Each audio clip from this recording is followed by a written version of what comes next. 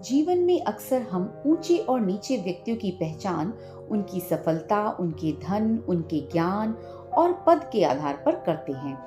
अक्सर हम सोचते हैं कि जो जितने बड़े पद पर होगा या जितना ज्यादा ज्ञानी होगा या उसके पास धन अधिक होगा, तो वह उतना ही ऊंचा इंसान भी होगा। पर आम जीवन में अक्सर ऐसा नहीं होता, बल्कि ऊंचे और नीचे स्तर के व्यक्ति को पहचानने का पैमाना ही अलग होता है। इंसान का व्यवहार और उसके गुण ही उसके ऊंचे और नीचे स्तर को बताते हैं। इस बात को समझने के लिए आइए थोड़ा इतिहास की तरफ चलते हैं।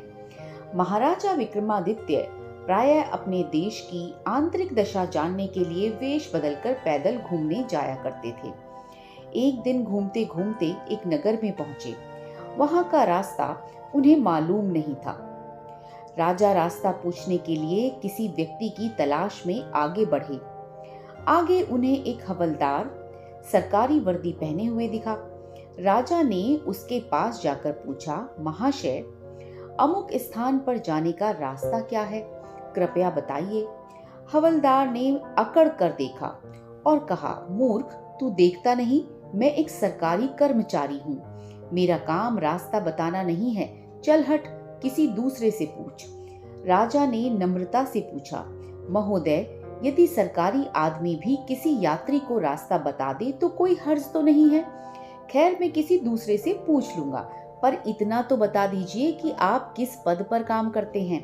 हवलदार ने भौहें चढ़ाते हुए कहा, अंधा है, मेरी वर्दी को देखकर पहचानता नहीं कि मैं कौन हूँ। राजा ने कहा, शायद आप पुलिस के सिपाही हैं।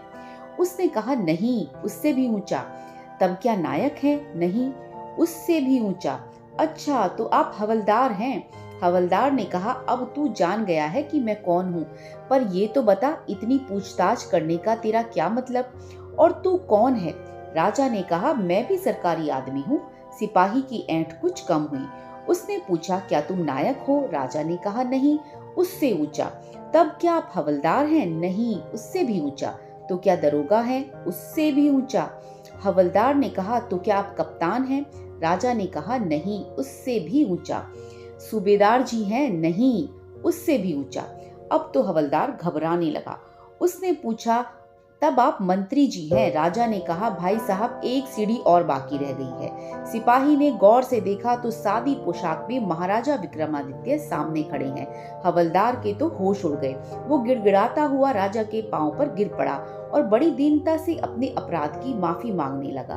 तब राजा ने कहा, माफी मांगने की कोई बात नहीं है।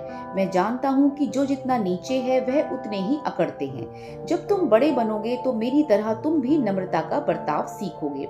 जो जितना ऊंचा है वह उतना ही सहनशील और नम्र होता है, और जो जितना नीच और ओछा होता है वह उतना ही ऐंठा रहता है। जिस तरह लंबे और अकड़े हुए पेड़ तूफान आने पर जल्दी ही उखड़ जाते हैं, इसी तरह दुष्ट प्रवृत्ति के लोग भी जल्दी ही अभिमान कर बैठते हैं। इसीलिए कहा गया है, विद्या विवादाय धनम मदाय शक्ति परेशान परिपीडनाय खलस्य साधुर विपरीत मेतत ज्ञानाय दानाय च रक्षणाय।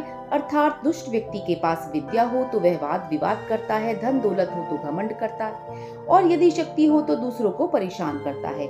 वहीं साधु प्रकृति का व्यक्ति विद्या ज्ञान देने में, धन दान देने में और शक्ति दूसरों की रक्षा करने में खर्च करता है। जीवन में भी अक्सर दो प्रकार के लोग मिलते हैं। एक तो वह जो जितने भी बड़े हो जाएं पर अपनी सिंप्लिसिटी को नहीं छोड़ते और हमेशा साधारण बने रहते हैं। लोगों की मदद करना उनका स्वाभाविक गुण होता है। सभी के साथ घुल मिल कर रहते हैं और समय आने पर सबकी मदद भी करते हैं। पर दूसरी ओर दुष्ट और प्रवृत्ति के लोगों को अगर थोड़ा सा भी धन और पद प्रतिष्ठा प्राप्त हो जाए तो वह लोग बिल्कुल अकड़ जाते हैं। उन्हें लगने लगता है कि अब वह इस दुनिया के प्राणी नहीं रहे, इसलिए अब उन्हें साधारण लोगों से बात नहीं करनी है। यहाँ तक कि वह अपना व्यवहार भी बदल देते हैं। पर अंत में जीत हमेशा साधारण लोगों की ही होती है, क्योंकि वह लोगों के दिल जीत लेते हैं और उन्हें हर जगह पसंद किया जाता है। वास्तव में ऊंचे भी वही लोग होते हैं। यदि ये कहानी आपको अच्छी लगी हो और इससे आपको ढेर सारा मोटिवेशन मिला हो, तो ऐसी ही और ज्ञानवर्धक कहानियाँ पढ़ने और सुनने के लिए चैनल को सब्सक्राइब करें, वीडियो को लाइक और ज़्यादा से ज़्यादा शेयर भी करें। मिलते हैं अगली वीडियो में ऐसी ही किसी प्यारी सी प्रेरणादायक कहानी के साथ। तब तक के लिए अपना ख्याल रखिए और हमेशा साधारण बने रहिए। नमस्कार।